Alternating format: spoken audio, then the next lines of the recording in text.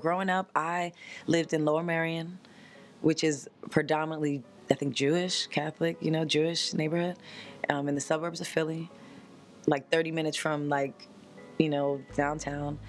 I went to all white private schools since I was in kindergarten to 12th grade. My parents, they're all about the education.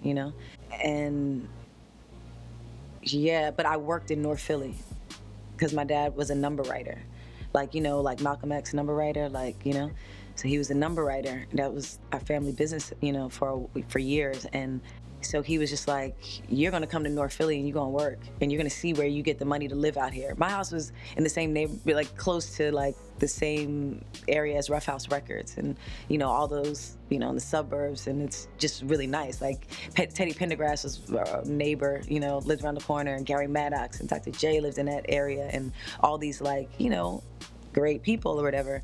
But it was a predominantly Jewish neighborhood. So but that's what made my life in general was very diverse, but the school I went to was predominantly, it was Catholic, all white Catholic. Me and Teresa Calmer and Kelly, we were the only two other black girls in my grade for the whole 4 years, and Kelly left early. Oh no, I think Teresa left. One of them left early.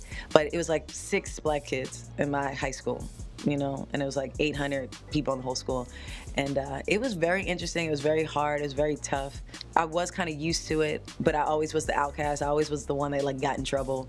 I got in trouble because I wore black Timberlands to school as my school shoes because I wanted to be like Mary J. Blige, They were like, you can't wear those. And I'm like, what? But I had the short skirt. I was like, everything else was Mary J. Blige. And I was like, oh, I'm going to be Mary J. Blige every day when I go to school.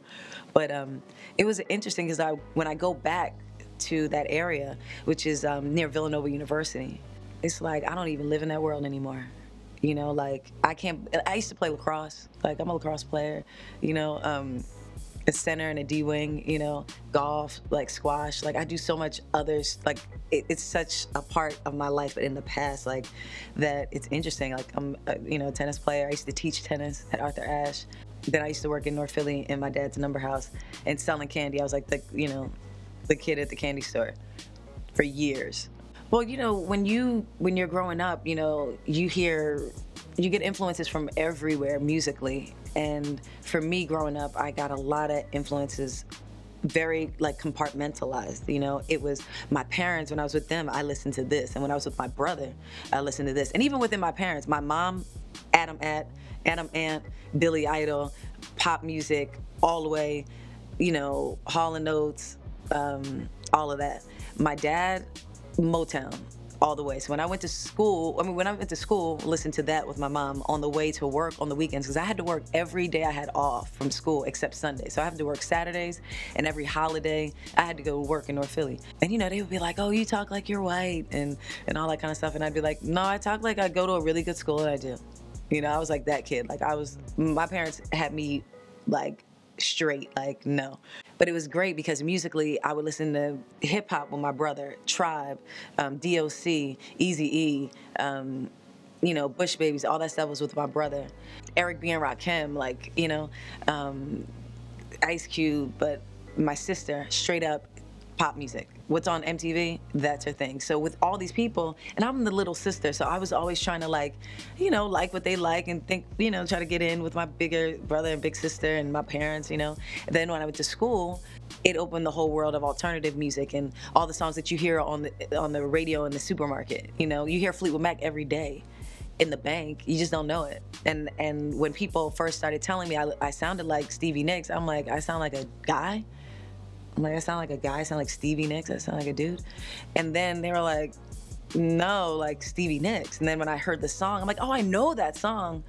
But I didn't put the name, the face, nothing together, But it was a huge compliment. And someone told me that, and I heard the music and I loved it, and I just went with it. And I'm like, yeah, she has great songs, great music, and just kind of kept going with it. It led to an EP that I did called Refried Mac.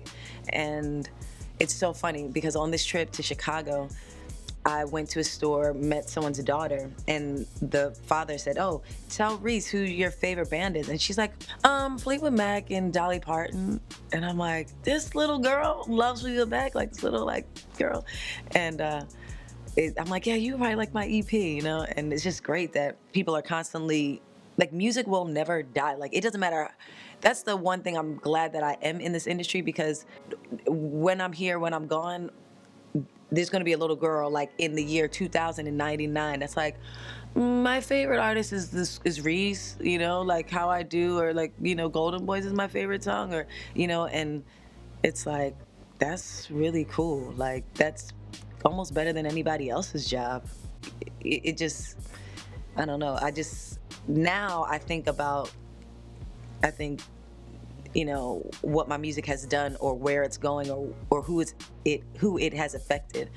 Up until honestly like a few years ago, like a couple of years ago, I didn't really acknowledge it. I didn't want to, because I felt like I didn't, not that I didn't care. I didn't care to hear about it then, you know? I didn't care to hear it or acknowledge it then. But now I think it's really cool that I have this job, and I think it's cool that I was able to influence a lot of people and a lot of other artists, you know, like, you know, Solange is, you know, a fan of some of my work.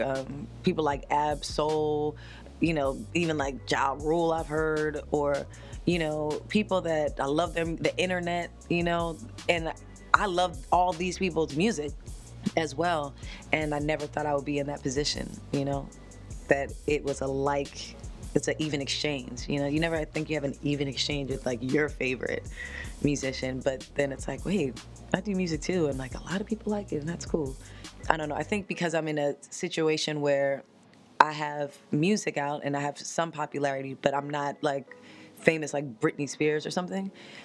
It's a weird place to be in, you know, because sometimes you forget how much you've contributed, you know, because it's someone's not telling you every day.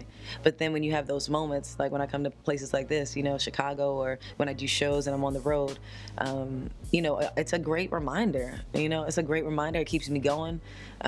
It keeps, you know, me inspired, and it makes me want to just talk about where I've been and what I've done. So it's cool.